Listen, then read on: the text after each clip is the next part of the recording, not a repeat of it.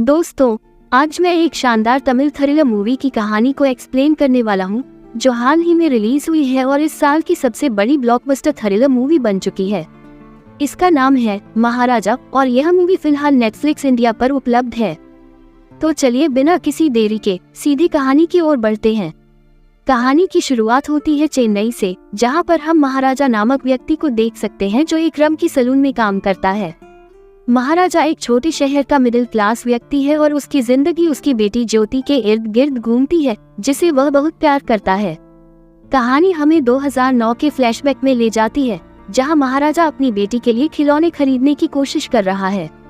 उसकी पत्नी और बेटी पास के एक घर में बैठी हैं और वह दूर से अपनी पत्नी से पूछ रहा है कि कौन सा खिलौना सही रहेगा। परिवार खुशहाल लगता है, लेकिन अचानक एक ट्रक सड़क पर संतुलन खो देता है और उस घर में घुस जाता है। इस दुर्घटना में महाराजा की पत्नी की मौत हो जाती है और इस घटना का असर पूरी तरह से महाराजा और उसकी बेटी पर पड़ता है। अब कहानी 2023 में लौटती है। यहाँ पर हम देखते हैं कि महाराजा और उसकी बेटी ज्योति एक सामान्य जिंदगी बिता रहे हैं। हालांकि उनकी पत्नी की मौत के बाद से उनके परिवार में सिर्फ वे दोनों ही बचे हैं। उनके जीवन में एक अजीब सी चीज भी है, एक डस्टबिन जिसका नाम लक्ष्मी है। महाराजा और ज्योति लक्ष्मी को एक इंसान की तरह मानते हैं और उसे मंदिर में रखकर पूजा भी करते हैं। यह अजीब लगता है क्योंकि जिस चीज में कचरा डाला जाता है उसकी पूजा करना असामान्य है। ज्योति 10वीं कक्षा में पढ़ रही है, लेकिन उसकी पढ़ाई में मन नहीं लग रहा। उसकी दिलचस्पी खेलों में है, जिससे उसके टीचर्स परेशान हैं और उसे कई बार सजा भी मिल चुकी है। फिर भी उसकी स्पोर्ट्स टीचर आसिफा उसे हमेशा सपोर्ट करती है और उसकी परेशानियों में उसकी मदद करती है। एक दिन स्कूल के प्रिंसिपल ने ज्योति और महाराजा को अपने चेम्बर में बुलाया। प्रिंसिपल ने ज्योति को डांटा और एक अन्य बच्चे को उसकी जगह प्रस्तुत किया। इसके बाद प्रिंसिपल ने सबके सामने उस बच्चे को थप्पड़ मारा और ज्योति को फिर से डांटा। महाराजा ने प्रिंसिपल से ज्योति के लिए माफी मांगने की मांग की और प्रिंसिपल को मजबूर होकर माफी मांगनी पड़ी। ज्योति को एक स्पोर्ट्स प्रतियोगिता के लिए स्कूल से बाहर जाना था। अगली सुबह वह बस से बाकी बच्चों के साथ चली गई। महाराजा अकेला हो गया और उसका घर खाली लगने लगा। वह इतना अकेला महसूस करने लगा कि वह पागलों जैसा हो गया। एक दिन जब वह सो रहा था तो उसके घर में एक सांप आ गया, जो महाराजा के ऊपर से गुजर गया, लेकिन महाराजा को इसकी कोई भनक नहीं लगी। अब हम एक अमीर व्यक्ति को देखते हैं जिसने अपनी कार की मरम्मत के लिए गैराज में दी थी। जब वह गैराज में अपना चश्मा भूल गया तो उसे वापस मांगने आया। वहाँ पर गैराज के कर्मचारियों को चश्मे के बारे में कोई जानकारी नहीं थी, जिससे वह गुस्से में आकर सबको पीटने लगा। इसी दौरान धना नामक एक व्यक्ति, जो कि उस आदमी की कार डिलीवर कर चुका था, वहाँ आता है। धना को गुस्से में देख अमीर व्यक्ति उसे पीटने लगता है और चश्मा लौटाने के लिए कहता है। धना, जो खुद भी गुस्से में था, अपने दोस्तों को बुला लेता है और सभी मिलकर अमीर व्यक्ति को बुरी तरह से पीटते हैं। यहाँ पर हमें लगता है कि धना कोई आम व्यक्ति नहीं है, बल्कि वह किसी और से संबंधित है जो ऐसा व्यवहार कर सकता है। अब सीन महाराजा की ओर लौटता है, जो पुलिस स्टेशन में अपनी शिकायत दर्ज करवाने आया है। महाराजा को चोटें आई हैं और वह बताता है कि उसका डस्टबिन लक्ष्मी चोरी हो गया है। पुलिस वाले, खासकर इंस्पेक्टर नल्ला शिवम, इस बात को सुनकर उसे मजाक समझते हैं, लेकिन महाराजा गंभीर था और वह पुलिस स्टेशन से जाने को तैयार नहीं था। नल्ला शिवम गुस्से में आकर महाराजा को पीटने लगता है, लेकिन महाराजा वहां से हिलता नहीं। इस बीच पुलिस स्टेशन में तोड़फोड़ भी होती है।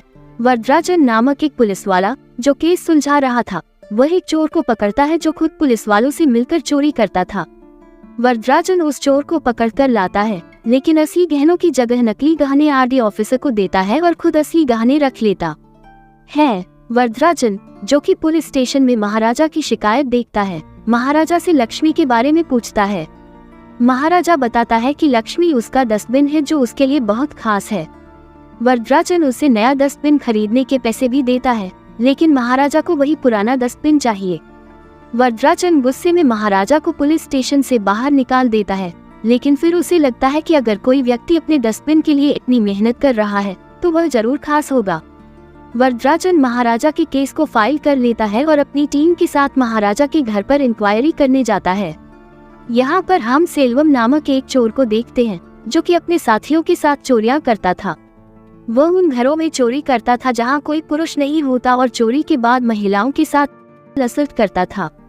सेल्वम की पत्नी और बच्ची थी और यह सब 2009 के समय की बात है, उसी समय जब महाराजा की पत्नी की मौत हुई थी। सेल्वम की बच्ची की पीठ पर गहरा घाव था और वह दिन में वायरल का काम करता था और रात में चोरियां करता था। इसके बारे में किसी को कोई आइडिया नहीं था। अब मूवी वर्तमान समय में लौटती है जहां पर हमें लक्ष्मी दिखाई जाती है जो कि सेल्वम के घर में है। पुलिस लक्ष्मी को ढूंढ रही है लेकिन उसे कोई सुराग नहीं मिल रहा है। महाराजा पुलिस स्टेशन में काम करने लगता है क्योंकि उसने वरदराजन को लक्ष्मी को ढूंढने के लिए 5 लाख की घूस देने का वादा किया था। अगले सीन में महाराजा वरदराजन से मिलने के लिए बैठा होता है। तभी धना की कंपनी का एक मैकेनिक वहां आता है और बताता है कि धना काफी दिनों से गायब है। महाराजा को उसकी फोटो दिखाते ही वह समझ जाता है कि धना ही चोर है और उससे पहले उसका पीछा करने लगता है। धना अपने कुछ साथियों को बुला लेता है और वे सभी मिलकर महाराजा को मारने लगते हैं। धना महाराजा को पहचान लेता है और उसे बताता है कि उस रात उसके घर पर भी एक पुलिस वाला था।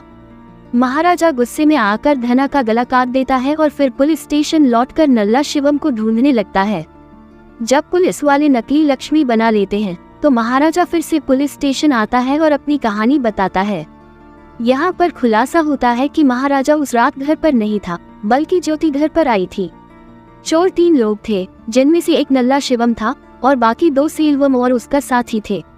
सेल्वम और उसके साथियों ने ज्योति के साथ गलत काम किया और महाराजा ने इसे ढूंढने की ठान ली। अब हम देखते हैं कि वरदराजन और उसकी टीम महाराजा के घर पर जाती है और सारी चीजें रिक्रिएट करती है। महाराजा नल्ला शिवम को पहचान लेता है और वरदराजन उसे मार डालने का आदेश देता है। सेल्वम को कंस्ट्रक्शन साइट पर ढूंढा जाता है और जब महाराजा उसे देखता है तो उसे अपनी बेटी की याद आती है। सेल्वम अपनी गलती को स्वीकार करता है और महाराजा से माफी मांगता है, लेकिन अब बहुत देर हो चुकी थी। महाराजा और आसिफा ज्योति को लेकर वहां से निकल जाते हैं और सेल्वम आत्महत्या कर लेता है। अंत में फिल्म का यही संदेश होता है कि अपराधियों को उनके किए की सजा मिलती है और सच्चाई हमेशा सामने आती है।